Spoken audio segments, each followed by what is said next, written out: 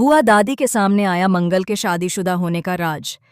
वैसे तो बुआ दादी मंगल को पसंद नहीं करती, लेकिन क्योंकि वो कपिल की पसंद है, इसलिए वह कपिल की खुशी के लिए झुक जाती हैं। जब बुआ दादी प्रतिमा के साथ मार्केट में टहल रही होती हैं, उसी वक्त उनकी नज़र अदित और मंगल पर पड़ती है, जो एक दूसरे के काफ़ी करीब नजर आते हैं। यह देखकर बुआ दादी को अंदाज़ा हो जाता है कि इनके बीच कुछ न कुछ ज़रूर चल रहा है, या शायद पहले कुछ था। प्रतिमा बुआ दादी को समझाने की कोशिश करती है कि ऐसा कुछ भी नहीं है। मंगल एक बिजनेस वुमन है, इसलिए अपने एम्प्लॉयज़ से बात करना उसका काम है। लेकिन बुआ दादी की नज़रें बहुत गहरी होती हैं। पुराने लोग रिश्तों को समझ लेते हैं, कौन सा रिश्ता कितना ज़रूरी है और कौन किसके लिए कितना महत्वपूर्ण है। बुआ दादी मंगल की तहकीकात शुरू कर देती हैं और उनके हाथ कुछ ऐसा लगता है जिससे प्रतिमा और कपिल की जिंदगी में बवाल आने वाला होता है। प्रतिमा का झूठ पकड़ा जाने वाला है। आखिर पूरी कहानी क्या है, आइए जानते हैं आज के एपिसोड में। कहानी की शुरुआत होती है कपिल से, जो इस वक्त तक घर पहुंच चुका होता है और अपनी बुआ माँ से मिल रहा होता है।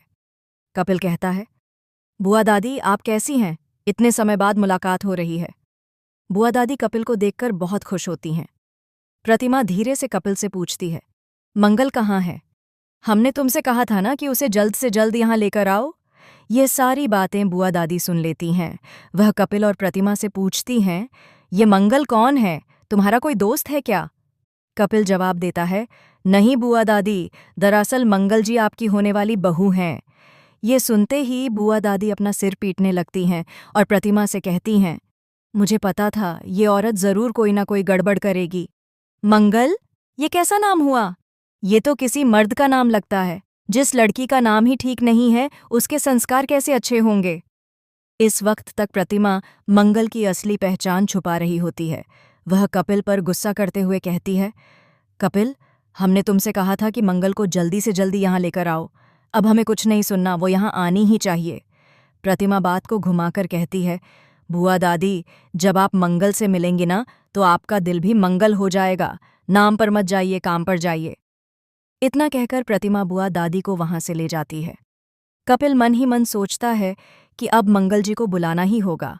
कुछ समय बाद मंगल कपिल के घर पहुंचती है, लेकिन ना तो प्रतिमा, ना कपिल और ना ही बुआ दादी वहां होते हैं।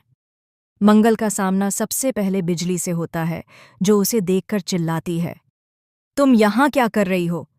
तुम्हें पता नहीं कि बुआ दादी तुमसे कितनी नाराज हैं? अगर उन्होंने तुम्हें देख लिया तो खटिया खड़ी कर देंगी। जाओ, यहां से चली जाओ। उसी वक्त बुआ दादी आ जाती हैं और पूछती हैं, बिजली, तू किस पर चिल्ला रही है? जैसे ही वह मंगल को देखती हैं, कहती हैं, वाह, तुम्हें चैन नहीं मिला? पहले ही मेरी मन्नत तुड़वा दी थी, अब यहाँ क्या करने आई हो? देखो लड़की, तुम हमें ठीक से जानती नहीं हो। हम कपिल की बुआ दादी हैं। हम धक्के मारकर भी तुम्हें बाहर निकाल सकते हैं, इसलिए जाओ, यहाँ से चली जाओ। तभी कपिल कहता है, बुआ दादी, आपको गलतफहमी हुई है।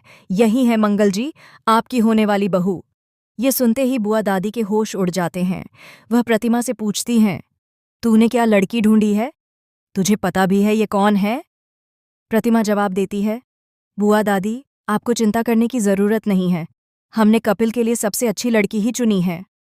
मंगल का सामना सबसे पहले बिजली से होता है, जो उसे देखकर चिल्लाती है, तुम यहाँ क्या कर रही हो?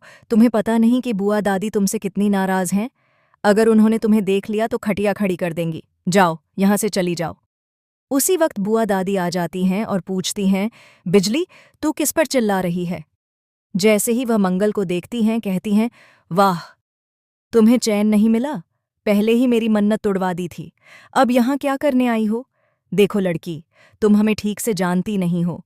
हम कपिल की बुआ दादी हैं। हम धक्के मारकर भी तुम्हें बाहर निकाल सकते हैं, इसलिए जाओ, यहाँ से चली जाओ।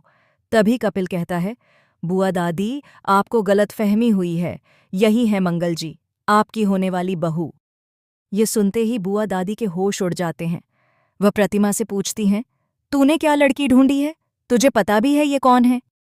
प्रतिमा जवाब देती है, बुआ दादी, आपको चिंता करने की जरूरत नहीं है।